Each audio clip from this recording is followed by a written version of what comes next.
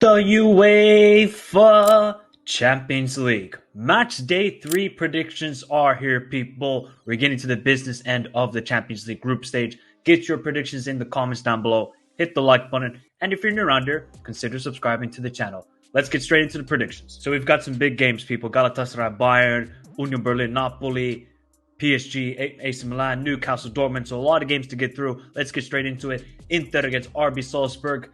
Now, we saw what RB Salzburg. Did they get kind of lucky on match day 1? 100%.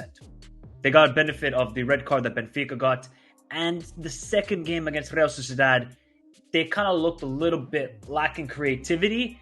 And if you're going up against this Inter side. Now, of course, Inter, in the last couple of weeks, you could say defensively, not looking that strong. At home, I would expect Inter to get the victory here. And quite convincingly, if you ask me. Because we see Lautaro, Thuram, that partnership is looking very good. Barella. I know Inter haven't been the greatest all season. I still think they're a really good side. And when they have all the pieces together and we say Limone Ball, it is a beautiful sight to see. So for this game, I'm actually going to go for a convincing win for Inter. I'm going to go 3-0 Inter. I think they can really get a good victory here, get some more confidence. And then heading into the last 3 games of the group stage, Galatasaray and Bayern Munich. Galatasaray, man. Somehow, I will say somehow, they got a massive victory away in Manchester. In the rain. Icardi showing up after he missed the penalty. Now they're at home against Bayern. I said this earlier in the season that Galatasaray defensively are not a good team. And we saw that against Man United. Man United created chances, people. But Galatasaray, they withstand. And with the quality players they have, especially even off the bench where you can bring on Sergio Oliveira and Ndombele and these sort of players, it's really going to help a lot for Galatasaray further into this competition. And for Bayern, I'm still not convinced by Bayern, but they did have a better performance against Freiburg, even though the FC Copenhagen game was shockingly bad. The first, 60 minutes until Musiala scored, was terrible. So Bayern cannot start like that away in Istanbul. They can, otherwise, Bayern could lose this game. Now, I'm kind of tempted to go for a draw here, but I think I'm going to go narrowly, and I mean narrowly, and I'm probably going to be wrong with this prediction. I think Galatasaray can definitely get a draw here. I'm going to go 2-1 Bayern.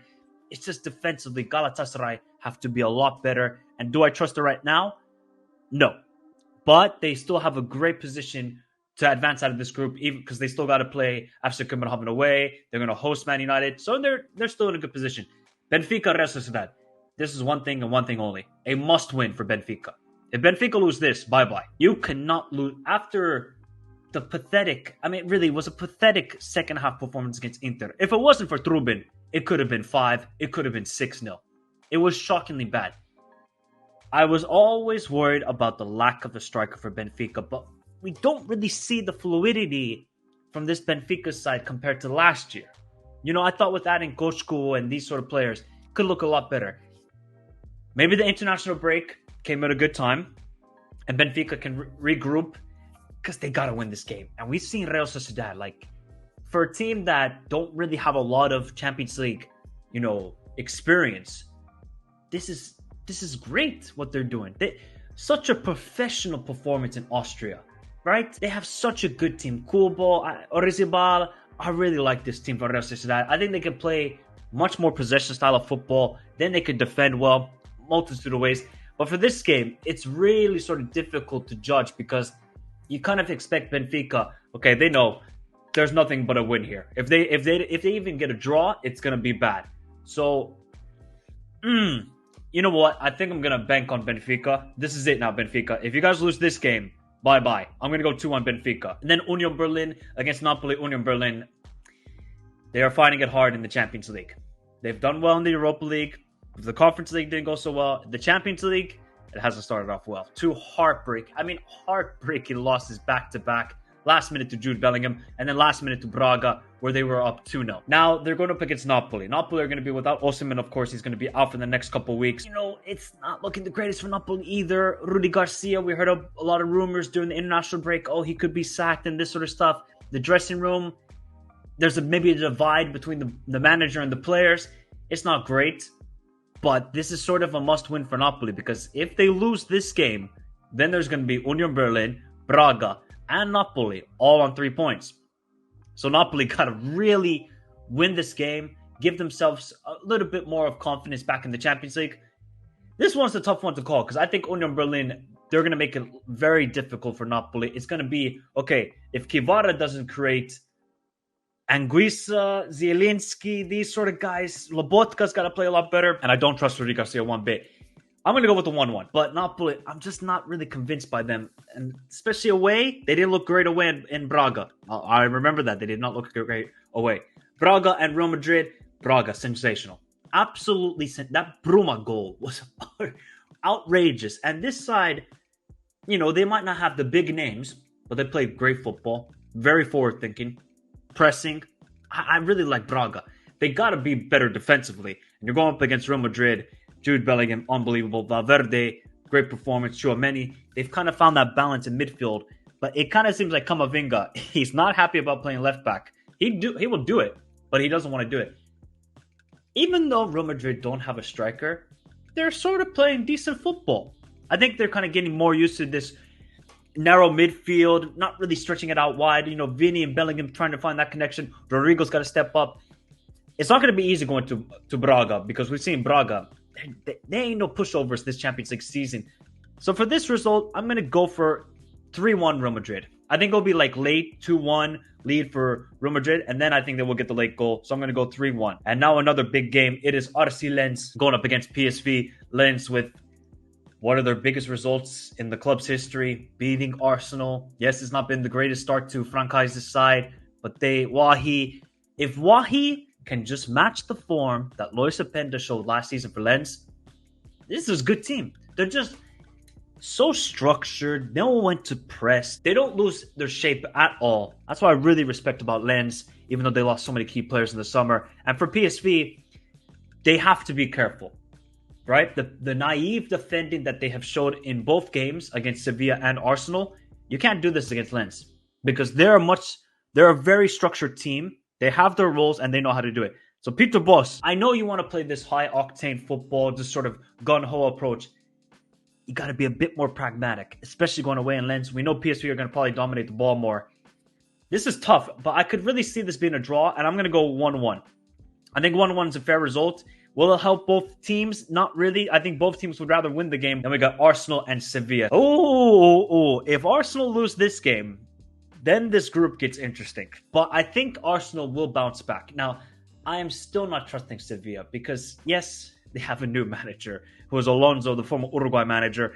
I don't really understand the hiring people. I'm going to be honest. He wasn't that great with Uruguay. You're getting rid of Mendy Labar. I know it's not been the best of starts, but Alonso, of all guys, Sevilla, they just keep doing this. They keep hiring average managers. Then they do well and win the Europa League. Then they sack them. It's just the Sevilla way at the moment. Arteta really needs to now perform better away from home in Europe. It's not a great history. He's got to perform better away from home. So Saka, if he's going to be healthy, Declan Rice, Partey, they're getting their pieces back. Now, I want to see a convincing performance away from home to really send a statement. Now, do I think Arsenal are going to win the Champions League? No, I don't. But I believe this side can make it to a semifinals, but they have to show it. They have the quality. They have to show it. This is not going to be easy. I'm going to go 2-1 Arsenal. I could see this being 2-2 or 1-1, but I'm going to go 2-1 Arsenal. I think they're going to really regroup and understand we cannot take any opponents lightly in Europe. Man United and FC Copenhagen. It's plain and simple. United, you better win. And FC Copenhagen, they have played so well, in my opinion, in the Champions League. They just got to put a full 90 minutes. And if they do, this is not a bad team, people. I was really impressed by them. They controlled the whole game in Turkey. And we know how difficult it is away to play in Istanbul. Then they had better chances than Bayern. They just couldn't finish. They nullified Bayern's attack. I really don't think there's going to be a lot of goals in this game. I'm going to be perfectly honest. I'm going to go 1-0 Man United. I think Højlund will score against his old team, by the way. If FC Copenhagen win this game, Ten Hag is going to be in trouble. He's going to be in trouble then because you cannot lose to FC Copenhagen at home. Then we got Barcelona and Shakhtar. Shakhtar with the insane comeback against Antwerp. Sikan with the 2 goals. Did Shakhtar really deserve to win that game? Not really. They did give up a lot of chances. I do like the way Shakhtar are playing. They played 2 entertaining games so far in the Champions League. They're probably the most entertaining side so far in the Champions League. Not based on quality, but I'm just entertainment value. It's going to be tough, though. Going away to Barca. Barca, I know they have a lot of injuries right now, but I would still expect this team. Did they get lucky in Porto? You could say that. But maybe this is what this team needs. They just need to go through those rough patches, get the players back healthy, and they got to just get a convincing performance here. I don't think there's going to be a lot of goals because, you know, João Felix, Ferran Torres is going to have to start. We'll probably see Lamine Yamal start, even though he's injured as well. We'll see if he's going to be healthy by then. But I'm going to still go with a convincing victory for Barca.